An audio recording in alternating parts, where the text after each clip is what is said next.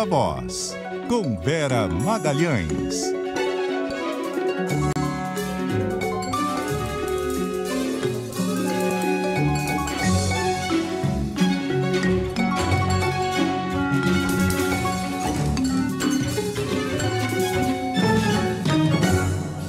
Vera. Oi, Sardenberg, boa tarde para você, para Cássia, para todo mundo que nos ouve e nos assiste. Boa tarde, Vera. Bom, Vera, eleições municipais são muito diferentes das eleições nacionais, mas, por outro lado, as eleições municipais ocorrem no país inteiro e dão uma amostra, um sinal muito importante de como são, enfim, as tendências políticas no país, como aconteceu nessas últimas eleições. E a pergunta, então, o assunto que a gente levanta é o seguinte: o governo Lula é um governo formado por vários partidos, né? Tem o PT ali nos postos dominantes, mas tem vários partidos. E esses partidos tiveram desempenhos diferentes nas eleições. A pergunta estas eleições municipais levam a uma reforma ministerial? Vai haver uma reforma ministerial provocada não só pela eleição municipal, mas também pela eleição da mesa da Câmara. Então tem a necessidade de reagrupar esses partidos, de contemplar alguns dos que não vão conseguir fazer a presidência da Câmara, de realocar alguns que não estão dando certo, de dar uma sinalização, sobretudo ao centro, que saiu vencedor na eleição municipal.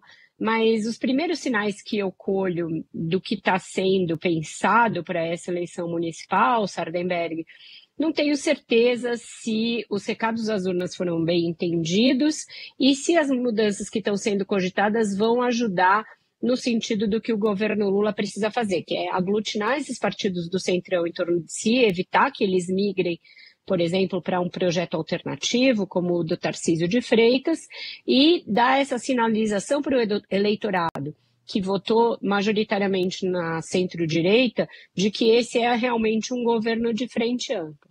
Por exemplo, outro fator que está sendo muito casado com a discussão da reforma ministerial é a troca da guarda no comando do PT.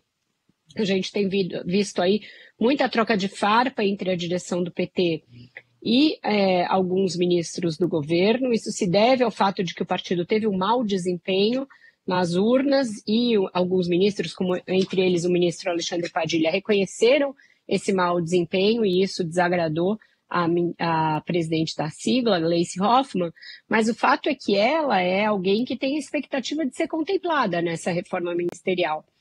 E, para minha surpresa, pelo que eu venho apurando essa semana, tem grandes chances disso acontecer.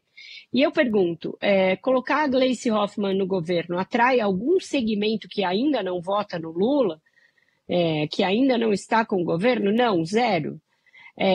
Com um agravante de que, a partir de dentro, ela provavelmente vai bombardear qualquer iniciativa do ministro da Fazenda, como ela vem fazendo a partir do comando do PT.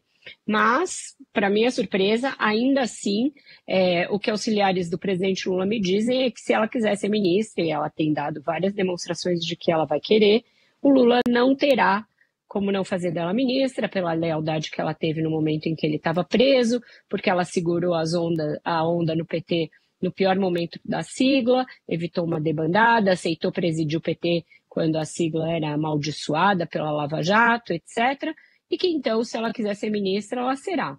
O ano passado ela tentou uma movimentação para ser ministra de Desenvolvimento Social, no lugar do Wellington Dias, não conseguiu, e agora o mais provável é que ela ocupe algum lugar no próprio Planalto, mais provavelmente a Secretaria-Geral. Uhum. Mas no lugar de um outro petista. No lugar de um outro petista, não muda a correlação de forças, mas muda bastante o tipo de política que se vai fazer a partir de lá. O que ela poderia somar, né, que eu perguntei? Ela vai atrair os movimentos sociais e fazer com que os movimentos sociais que estão muito letárgicos e muito afastados do governo se aproximem mais e impulsionem a candidatura do Lula. Agora, movimentos sociais vão votar em quem, se não for no Lula? Vão votar no Tarcísio? Não vão votar no Tarcísio, já vão votar no Lula.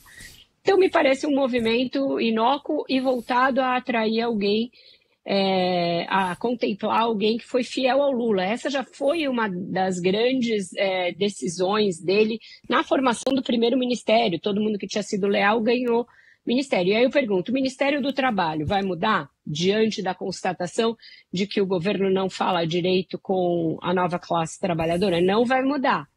Não vai mudar, ele não vai tirar o Luiz Marinho. Mas é considerado bom o desempenho do Luiz Marinho? Eu pergunto, não é considerado bom, é considerado muito ruim. Então, por que não vai mudar? Porque é um aliado da vida toda do Lula, aliado dele no ABC, e se o Marinho deixar de ser ministro, ele volta para a Câmara, e o Vicentinho deixa de ser deputado. Então, olha o tipo de cálculo que está sendo feito. Quando o governo precisa dar uma melhorada e justamente manter os outros partidos que estão ameaçando debandar. Aí vai ter mexida para contemplar a União Brasil, que ficou de fora ali do arranjo para a presidência da Câmara, e aí não se sabe se é dentro da cota que a União Brasil já ocupa ou se vai ter uma ampliação de espaço do União Brasil. E a mesma coisa o PSD. A avaliação é que o PSD saiu muito grande das urnas, que também tem um risco do Lula perder o PSD em 2026, então que talvez tenha que melhorar a qualidade dos ministérios do PSD. Esse partido e o MDB têm expectativa de mudar de patamar em 26 e ocupar a vice-presidência da República. E aí já tem pedidos explícitos nesse sentido. Inclusive do MDB. Então, isso que eu falei, MDB e PSD. São dois partidos que têm essa expectativa de ocupar a vice na chapa. Mas o Geraldo Alckmin não dá a menor pinta de que vai querer ser candidato ao Senado ou ao governo. O governo ele não quer enfrentar o Tarcísio, e Senado ele não tem apetite nenhum.